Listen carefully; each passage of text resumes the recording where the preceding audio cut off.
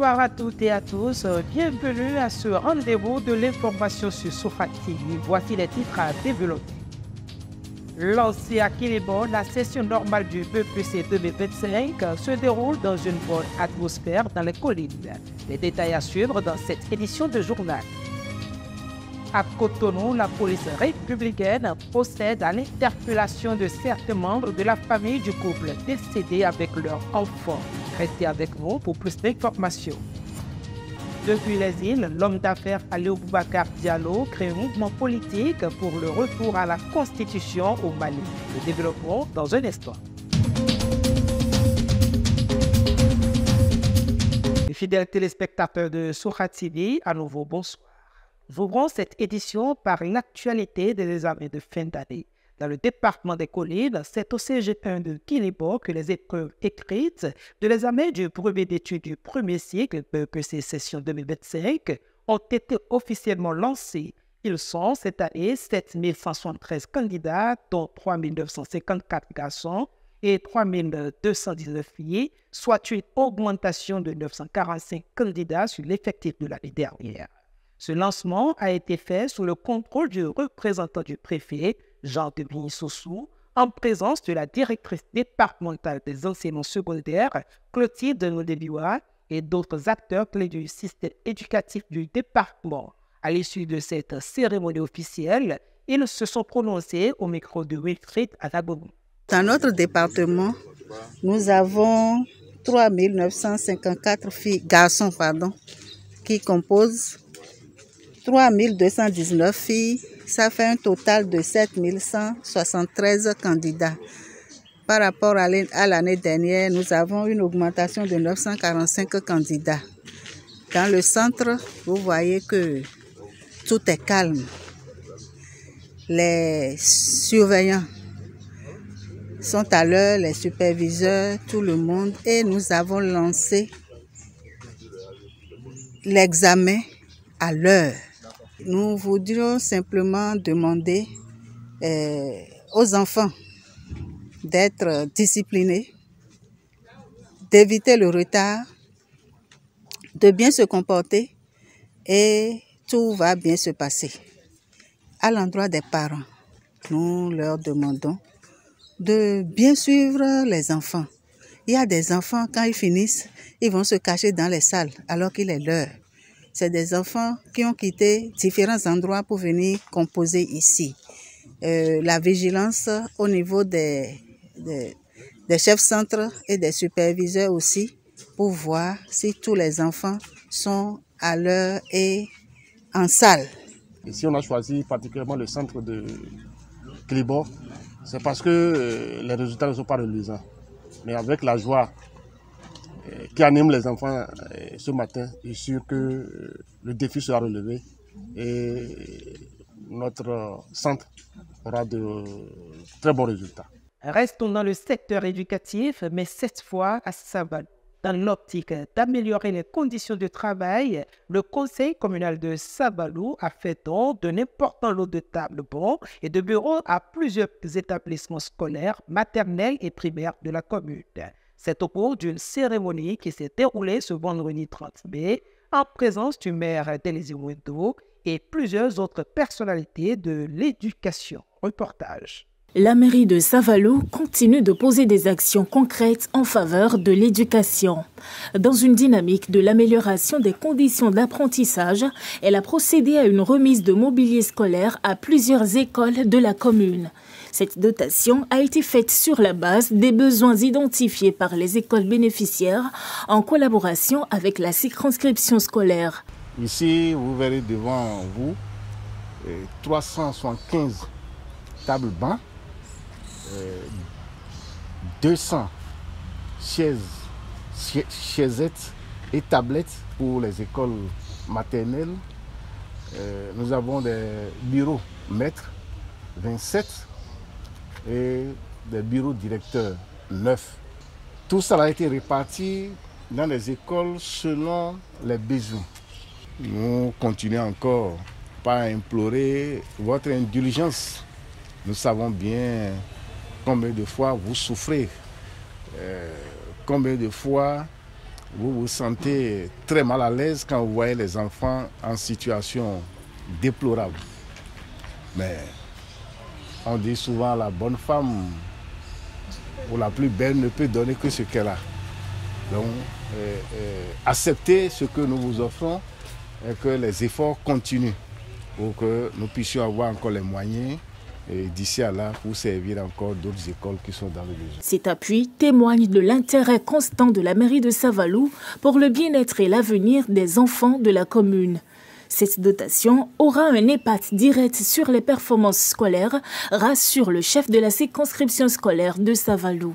Cette dotation marque une étape importante dans nos écoles. Elle témoigne de l'engagement de la mairie de Savalou à nous offrir les moyens matériels pour accomplir pleinement notre mission éducative et pédagogique. Je tiens à exprimer ma sincère gratitude au maire et à son conseil communal pour ces nombreux appuis précieux, commencés par la construction et la réfection de nombreuses salles de classe et l'accompagnement des cantines scolaires et à travers les ustensiles et même les moyens financiers. Aujourd'hui, ce sont des tables bancs et des bureaux qui sont mis gracieusement à la disposition de plusieurs écoles maternelles et primaires de nos circonscriptions scolaires. Ces actions, j'en suis sûr, auront un impact positif sur l'épanouissement de nos élèves et la qualité de notre enseignement. Je souhaite également rappeler à chacun l'importance de prendre soin de ce mobilier. C'est un investissement collectif qui vise à créer un cadre propice à un enseignement-apprentissage de qualité. À travers ce geste, la mairie de Savalou réaffirme son ambition de faire de chaque salle de classe un espace digne, motivant et propice à l'épanouissement des apprenants. Car investir dans l'éducation, c'est semer les graines d'un avenir prometteur. À présent, cap sur Dassazoubé, la cité des Omandiak, où la première session extraordinaire du Conseil économique et social du département des Collines a pris fin ce mardi 10 juin 2025.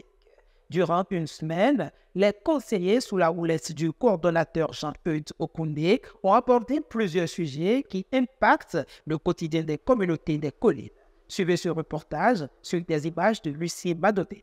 C'est la fin de la première session extraordinaire du Conseil économique et social du département des Collines. Pendant une semaine, les conseillers ont échangé de manière approfondie avec divers experts sur les enjeux cruciaux touchant directement la vie des communautés du département. Satisfait de la qualité des débats, le coordonnateur départemental a tenu à rappeler à ses collègues l'importance du rôle qui leur est confié dans le cadre de cette institution réformée. Je nous encourage donc tous à continuer à travailler ensemble et maintenir ce dialogue constructif et à faire preuve de solidarité. Les défis que nous devons relever ne peuvent être surmontés qu'en unissant nos forces et en mobilisant nos ressources. Enfin, je tiens à rappeler l'importance de notre rôle en tant que Conseil économique et social. Nous sommes les porte-voix des citoyens et il est de notre devoir de veiller à ce que leurs préoccupations soient entendues et prises en compte dans les décisions politiques et économiques. Je nous remercie encore une fois pour notre participation, que dis-je, votre participation active et votre dévouement. Ensemble, nous pouvons bâtir un avenir meilleur pour notre département. Les conseillers, conscients des enjeux portés par le CES réformé, s'engagent à assurer pleinement leurs responsabilités. Ici, notamment le département des Collines, je n'en veux pour preuve que notre rencontre hier avec le directeur départemental de la police et par rapport à nos questionnements sur les sujets d'actualité du département. Et j'ai bien compris que, effectivement, de manière inlassable, nous avons du travail. Très bientôt, avec je crois que la session prochaine, qui sera une session ordinaire, nous amènera sur le terrain à échanger avec les populations et leur prouver, leur montrer combien le Conseil économique et social au niveau départemental est utile et important pour la nation. En posant une action concrète en faveur de l'environnement, les conseillers du CES du département des Collines ont rappelé que leur mission dépasse les débats en salle. Elle s'enracine dans les réalités du terrain au service d'un développement durable et inclusif. Rendons-nous cette fois-ci à Cotonou pour suivre l'évolution du dossier relatif au décès de couple avec leur nourrice. Le vendredi 6 juin, un homme, sa femme et leur bébé ont été retrouvés morts dans leur maison à Papa. Aussitôt alertée, la police républicaine s'est rendue sur les lieux pour procéder au premier constat. Pour l'heure, les premiers éléments de l'enquête lancée pour élucider les faits n'ont encore été publiés par les autorités. Mais l'on apprend que la police a procédé à l'interpellation de certains membres de la famille pour nécessité d'enquête. D'autres ont été libérés, tandis qu'une partie est toujours gardée pour la suite de l'enquête, selon Africa.